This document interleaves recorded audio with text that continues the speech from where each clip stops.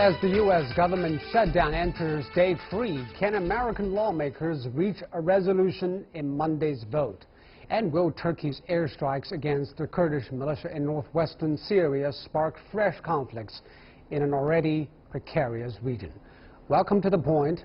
I'm Zhou Yue, sitting in for Liu Xin.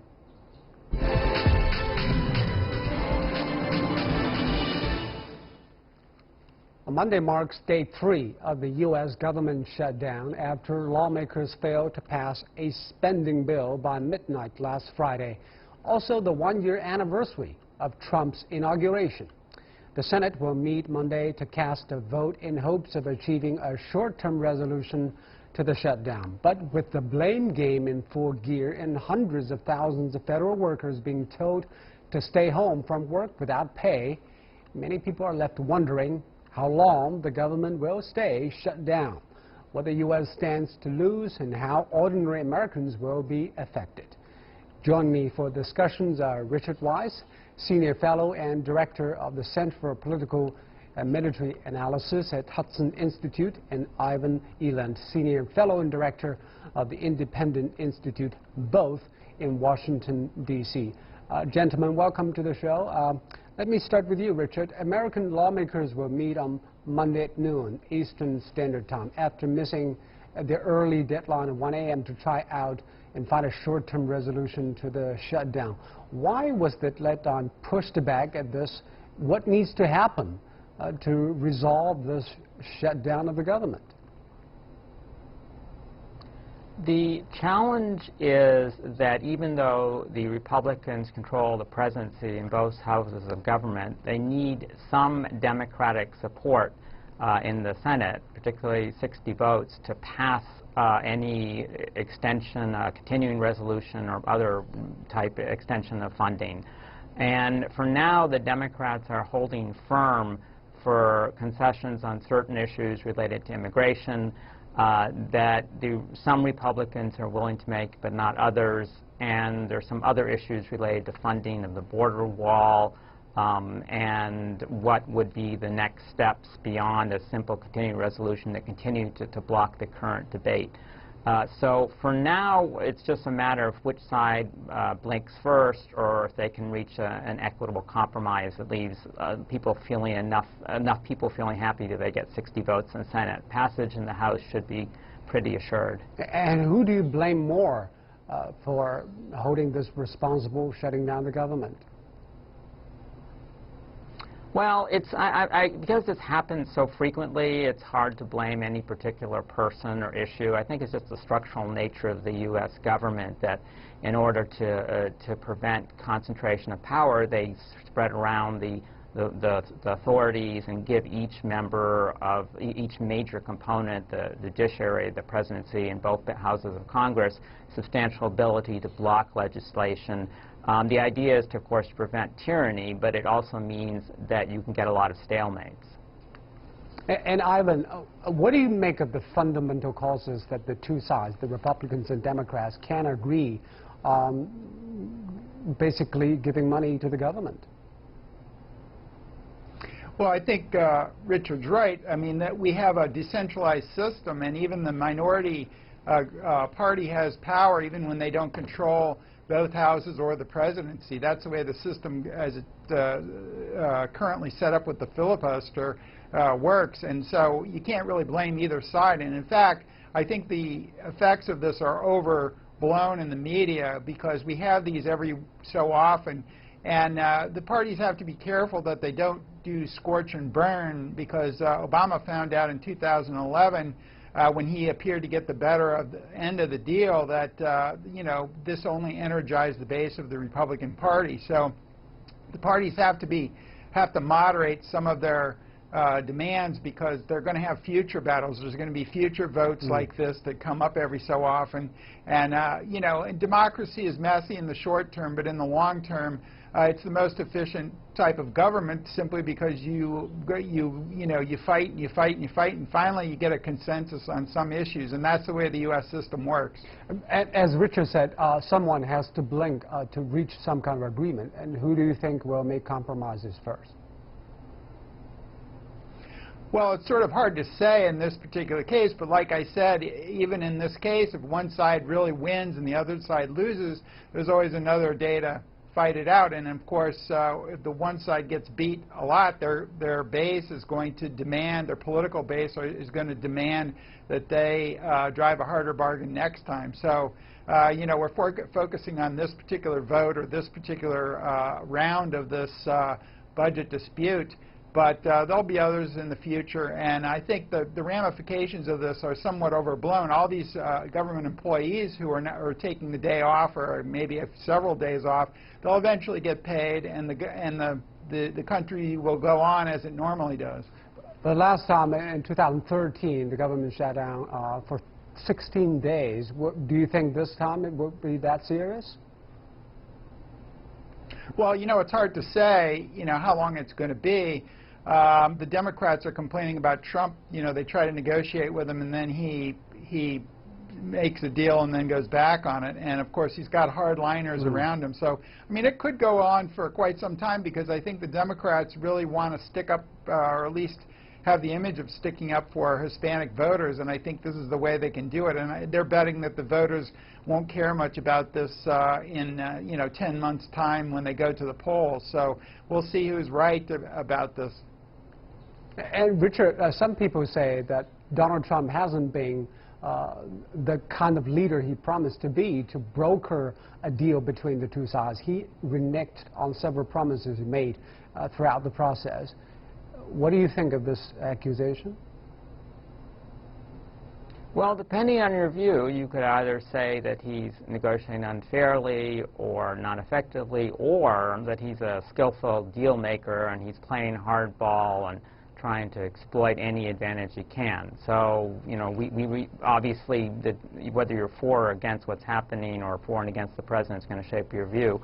But it is clear that the Democrats, one of the complaints they've made is that they haven't been able to get the Republicans in both houses and the White House to agree on a common compromise, that there are differences between them, and that's making it harder for them to know what they need to agree to, and even if they reach an agreement, to get it to stick. But of course, as a result, many government employees and the government itself has been affected by this. We try to phone into the White House. Normally we get an automatic reply from the White House operators. Let's try to phone the White House right now to get some response.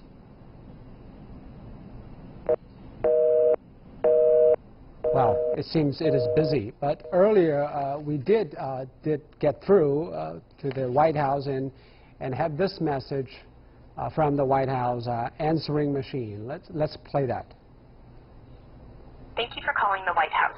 Unfortunately, we could not answer your call today because congressional Democrats are holding government funding, including funding for our troops and other national security priorities, hostage to an unrelated immigration debate. Due to this obstruction, the government is shut down. In the meantime, you can leave a comment for the President at www.whitehouse.gov/contact. We look forward to taking your calls as soon as the government reopens. So, Richard, the White House is blaming the Democrats for shutting down the government. And one of the key issues, contentious issues, is the American immigration policy, the Deferred Action for Childhood Arrivals, DACA, which would prevent deportation of around 700,000 immigrants who were brought to the U.S. illegally as children. How much do you think the immigration issue weigh in this stalemate, and will this be solved before the government is reopened again? Well, this is clearly one of the key issues. Often these shutdowns are due to disagreements over taxes or spending issues. A common one in recent years has been whether you can raise the military budget without having to raise the non-defense components, or how do you lower long-term entitlements. But this one is clearly related to the question of immigration, because it came very prominent during the campaign with the Republican and Democratic presidential candidates on very different stances. One of these issues, as you mentioned, is what to do about the children who were brought to the United States by their parents. They're not U.S. citizens, but they didn't knowingly violate any laws. They've been here for many years. Some of them don't really have any contact with their country of origin. And then you get a question of most people, and even most politicians, would like to give them some mechanism to legalize their status. But then there's a question of what you want to get for that in return. And so each of the sides have been trying to attach to different issues: Trump administration, the border wall, the Democrats, some changes in health care and other immigration issues. So in a way, they're being held hostage. If there is no agreement, a lot of them may be ordered back, but it depends a lot on the individual case. Perhaps the courts can intervene. So far, they've been pretty aggressive and challenging. Deporting 700,000 people? Right. But so far, the courts have been pretty assertive in blocking moves to deny access or remove people from the United States whose legal status could be questioned or seem to have some rights. So I don't think they would all be required to leave, at least immediately. I imagine it would be a very long, drawn-out process. And the thinking is there's still going to be some path to allow them to become legal citizens once we can overcome the immediate dispute. But there were several versions of agreement between Democrats and Republicans over the past 20 days. What kept them from finally agreeing to something that they can all subscribe to? Well, it appears several factors have worked. We mentioned a couple that both of them are playing hardball, want the other side blink first. The Republicans have had problems coming to a single position. There's differences among them, both within the legislature and between the legislature and the White House. And so far, there's different calculations about who will gain and who will lose from the government stalemate. As it goes on, the pressure on both sides to compromise will increase. There have been several efforts that have come close, so I think this one should be resolved soon. But still, Ivan, hundreds of thousands of federal employees have been told to stay at home without pay, and who knows when the government will be reopened. How much government shutdown will affect the people's lives and the federal employees' lives? Well, I think that's probably been overstated. I mean, they've sort of wired it so that people can go to the national parks. That was one of in the previous shutdowns. They've had experience of this, and being good politicians, they know how to shut down the government without really shutting it down. We have a lot of, there's only less than half of the federal workforce is furloughed, and the major complaint in past shutdowns was that the national parks weren't open when people had planned vacations there. So they've left the parks open, but the rangers aren't there or whatever. So at least the people can go to the parks. So I think that's an example. But I think they've sort of tailored they get more expertise at tailoring the shutdown so that the government, of course, is not all shut down. Only parts of it are shut down, and of course, the essential functions are still being carried out. And as I said, usually what happens is after the thing is over, the employees get paid anyway, the federal employees, so they're not out any money either. But still, it's bad optics, especially it is one-year anniversary of President Trump's inauguration, and he's planning to go to Davos. What kind of a political damage will this do to President Trump? Well, I think the damage has been sort of done already in the fact that if the Democrats can make it stick that he doesn't know what his own immigration policy is.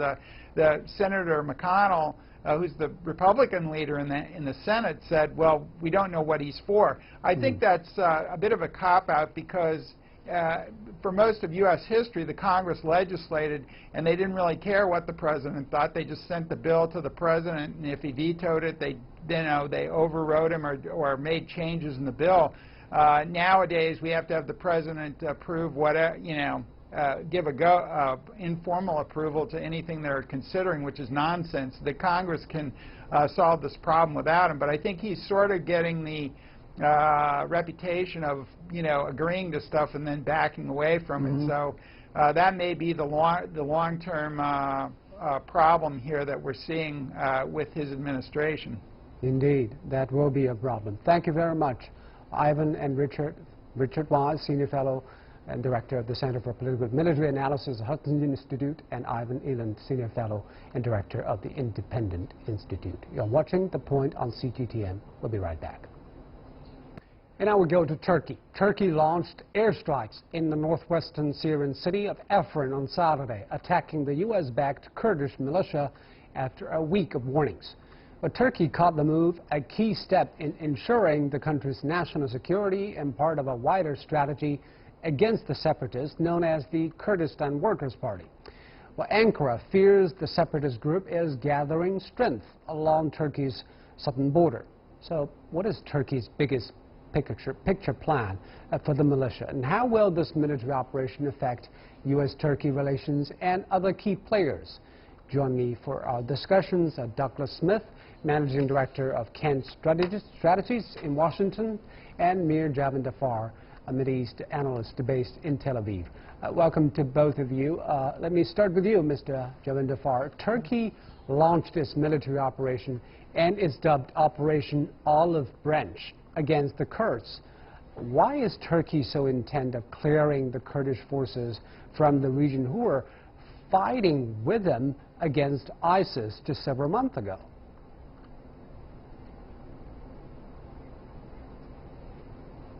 The Kurdish forces were fighting mainly with the United States and but with the United States against ISIS, and thus serving Turkish interests indirectly. Yes. I think the Turks generally, if I can put it in a framework, this is continuation of negotiations in Geneva and in Astana over the future of Syria by other means, and those means being military. The Turks are already thinking about post-civil war Syria. They're concerned about the presence of Kurdish forces on their border. Any sort of Kurdish autonomy, be it in Syria, be it in Iraq, is unacceptable for the Turks. And what concerns them even more is that these Kurdish forces are backed by America. And I think this is another source of concern. At a macro level, I have to say, this is the macro look. At micro level, you could see this as basically as a conflict between Turkey and the Kurds, as a conflict between Turkey and the United States. The Turks, Erdogan does not want the United States to have a base on his border supporting the Kurds. This is also Russia-US proxy, with the Russians being on the side of the Turks. The Russians also, much like the Turks, don't want Trump for reasons of their own for the United States to have more leverage in this region. And of course, last but not least, all politics is domestic. This also boosts the position of President Erdogan vis-a-vis his rivals in Turkey. Let's talk about the U.S. then. And Douglas, the United States said that it would help an anti-Islamic State alliance made up of Kurds and also Arab militias to build a new border security forces along the border between Syria and Turkey. So this basically triggered Turkey's military strikes. Do you think the U.S. intentionally did that to provoke Turkey? What is the intention of the U.S. military strategy there? Yeah, actually, no. I don't think they did this one too intentionally. I think we should take a step back, maybe a 20-year step back, and just remember, the Turks have been fighting against, who they believe, the rebels within the Kurds for over 20 years. And I think that sets the stage for a lot of complicated facts. Add into this dangerous mix the civil war in Syria that's displaced over 5 million refugees. Add into the mix the Russians and the current sort of battling of control within Syria with the United States as a backdrop. And then sort of the last ingredient of that, there are the Kurds that the U.S. has backed in their fight against ISIS, and a successful fight against ISIS. I think that's complicated all these matters. All of that against an internal situation that the president of Turkey continues to battle. We've seen over the last 5 years in particular any number of times of military forces within Turkey trying to overthrow the president. So I think he is constantly in a situation of having to exert his will, show his power over the Turkish military within the region, etc. But the Turkish has been maintained. The U.S. has promised. Syria doesn't add to has promised to disarm the YPG after the successful siege of ISIS and collect the weapons from them. And basically, there's no control of Kurdish forces along the border. But they didn't keep that promise, the Americans. Well, I don't think they believe that ISIS is fully disbanded yet. I mean, I think we're well on our way. But the reality is the situation within Syria, along the Syrian-Turkish border, is still quite fluid. And I think the United States and General Dunford are trying to ensure that we don't leave before the job is done. I don't think we want to see another repeat of Iraq where ISIS springs back up, takes over tremendous territory. I think there is a concern of finding a peaceful solution, trying to resolve what is going on. But if they were to completely demilitarize the forces they have there before that is done, it really puts them at a disadvantage to try to take over. I think the president of Turkey is reading more into this than he should. I think the U.S. In this particular region, their goal is to find a solution. But to find that solution, they need to keep someone in the game. To take all their, as we would say, their chess pieces off the board before the game is completed just wouldn't be a smart move. But this is obviously not the perception from Ankara. Mr. Javedanfar, the Turkish Prime Minister Yildirim said on Sunday that Turkey aims to create a 30-kilometer safe zone as part of the operation and keep the Kurdish elements out of this, right?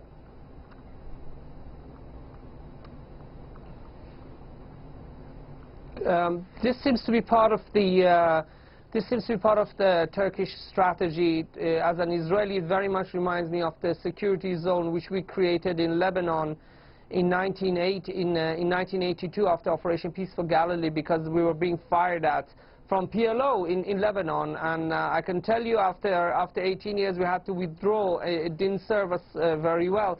Of course, Syria is a different country. This seems to be the Turkish strategy. But to answer your question, I think this answer, you asked the previous colleague, why Douglas, why is it that America didn't disband the Kurds after the fight to ISIS has ended? Let's think about what kind of message that would send.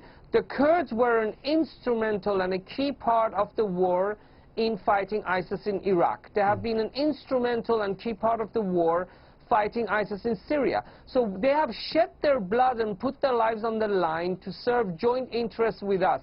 If America goes in and disarms them immediately afterwards, that will send a message to anybody who cooperates with America, especially in fighting terrorism, that today America could be your friend and tomorrow America will stab you in the back. And this is what has made the situation more difficult, because it's not easy for America to go and disband this movement. I think there are concerns about the kind of weapons they're getting. The Russians are concerned they may be getting anti-aircraft missiles. We don't know. This is what the Russians are claiming.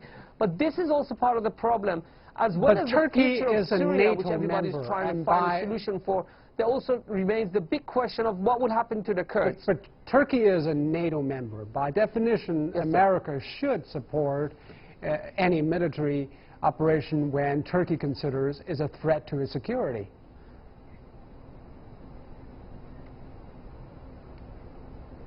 Not in every circumstance. Let me give you another example. In 1989, if I'm not mistaken, there was almost a war between Turkey and, there have been numerous cases where almost war between Turkey and Greece, and both are NATO members, and America has stood well away from this.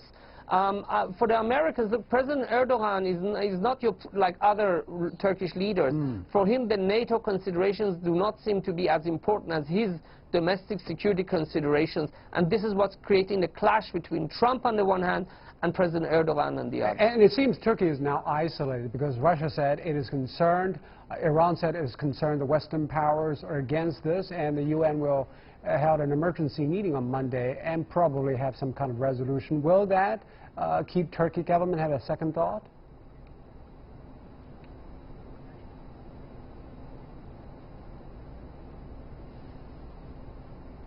Sorry, is that a question for me? Yes, Mr. Javedanfar. Don't believe what the government of Syria, what the government of Russia is saying, and the government of Iran is saying.